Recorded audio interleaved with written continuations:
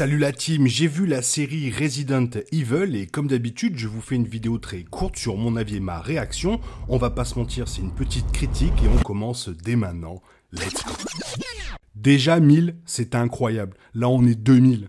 C'est ouf, franchement c'est ouf. Merci énormément à tous ceux qui se sont abonnés et merci encore et bonne vidéo. Resident Evil est de retour en live action, mais au lieu de passer sur le grand écran, la dernière adaptation de la franchise de longue date de Capcom est une autre série originale de Netflix, se concentrant principalement sur le méchant de la série classique Albert Wesker.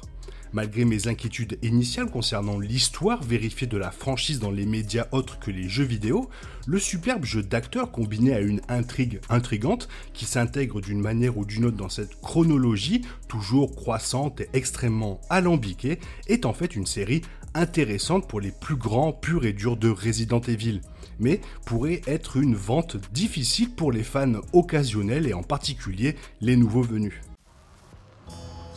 Billy, Jade, bienvenue à la maison. Je suis sûr que vous allez vous plaire ici.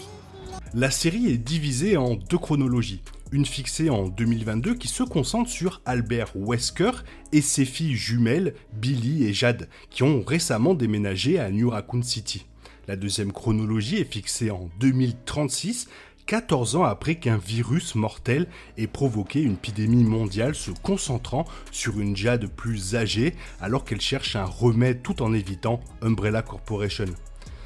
Sans en dire beaucoup, les événements des jeux Resident Evil, en particulier l'épidémie de Raccoon City qui était au centre de Resident Evil 1, 2, 3 ainsi que Resident Evil 5, en particulier la fin, joue un rôle clé dans l'histoire. Cependant, la série fait un excellent travail en condensant les grands points de l'intrigue du jeu tout en racontant une histoire originale. Bien que les appels soient sans aucun doute agréables pour les grands fans et même les occasionnels, ils ne seront probablement pas aussi excitants pour les nouveaux arrivants. Je recommanderais de consulter un bref récapitulatif de l'histoire du jeu pour améliorer l'expérience de visionnage. Je vous conseille d'ailleurs la chaîne YouTube Game Movie Land où vous pouvez retrouver tous les différents jeux Resident Evil en vidéo, donc en film, et c'est assez sympa, ça vous évite de rejouer à tous les jeux, surtout si vous n'avez pas les plateformes nécessaires.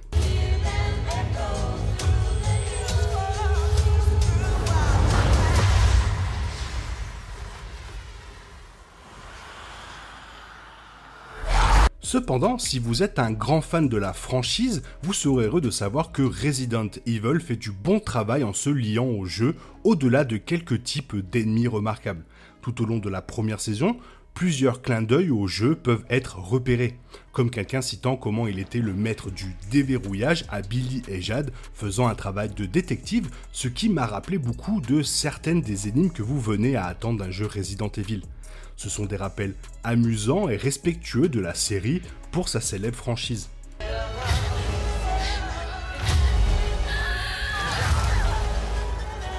Dans l'ensemble, c'est un soulagement de voir que cela n'altère pas la tradition, étant donné que les teasers initiaux et le résumé de l'intrigue ont certainement laissé même les plus grands fans de Resident Evil confus quant à la façon dont le même Albert Wesker décédé en 2009 était également le même personnage principal présent dans cette histoire.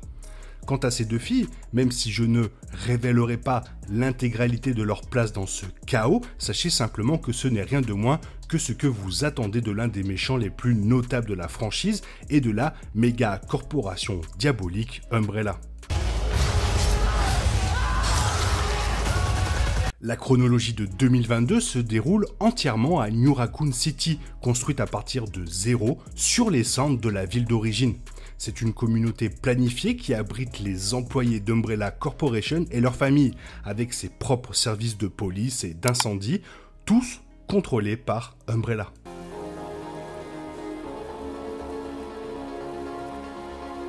La performance de Lance Reddick en tant que Wesker est phénoménale, mais aussi quelque peu étrange au début, car ce n'est pas le même Wesker que nous connaissons dans les jeux. C'est un homme de famille plus pondéré que les fans de méchants de la série ne le savent. Mais croyez-moi quand je dis que nous obtenons plus d'informations qui donnent du sens à la caractérisation actuelle au fur et à mesure que la série progresse. Paola Núñez, dans le rôle d'Evelyn Marcus, PDG d'Umbrella Corporation, est une autre performance remarquable de cette chronologie. Evelyn est ambitieuse, impatiente et prête à tout et n'importe quoi pour assurer la rentabilité d'Umbrella, et ses liens familiaux jouent un grand rôle dans son désir et sa volonté de faire prospérer la société.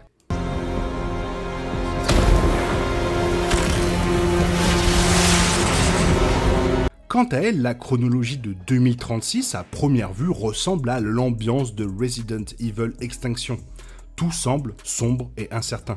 Bien que cela ait certainement fourni cette atmosphère post-apocalyptique affectée négativement par les expériences louches d'Umbrella, il existe des cités, États, fortifiés Umbrella tenant une emprise mortelle sur le monde entier. Pourtant, il est clair que le virus devient de plus en plus dangereux de jour en jour. Alors que les deux chronologies racontent leur propre histoire originale, la chronologie de 2022 finit par être le point culminant. Non seulement nous obtenons plus d'histoires sur Albert Wesker, en particulier sur les circonstances de la façon dont il est toujours en vie dans cette série, mais les performances et la chimie de Tamara Smart et Sienna Agudong sont toujours engageantes. La chronologie de 2036 contient des idées intrigantes, en particulier lorsque nous atteignons les 2 derniers épisodes. Mais accéder à ces meilleures parties était une combustion lente qui nécessite beaucoup trop de patience dans les 6 premiers épisodes. Même si cette chronologie est intéressante, je trouve qu'elle n'est pas maîtrisée à 100% et des fois j'ai eu du mal à suivre. Malheureusement, la chronologie de 2036 ne fait que freiner le rythme de la série. L'introduction des personnages exclusifs à cette intrigue était extrêmement artificielle et souvent soporifique. Nous apprenons que Jade a un mari et une fille aimants et un ami proche, mais comme nous n'avons jamais reçu d'histoire de fond pour ces relations, il est difficile de vraiment s'en soucier. Comparez cela aux personnages exclusifs de la chronologie de 2022 où nous obtenons un contexte et une trame de fond captivante qui m'ont gardé émotionnellement investi, et cela pallie en comparaison. Même avec les enjeux émotionnels auxquels Jade est confrontée en tant que personne essayant de sauver le monde et de rectifier les péchés de son père, tout en luttant pour être une mère aimante pour sa fille. Les éléments les plus complexes de la série se trouvent dans la chronologie de 2022, l'essentiel de 2036, un peu en arrière, mais importante car il y a quand même plus de zombies que dans la chronologie de 2022.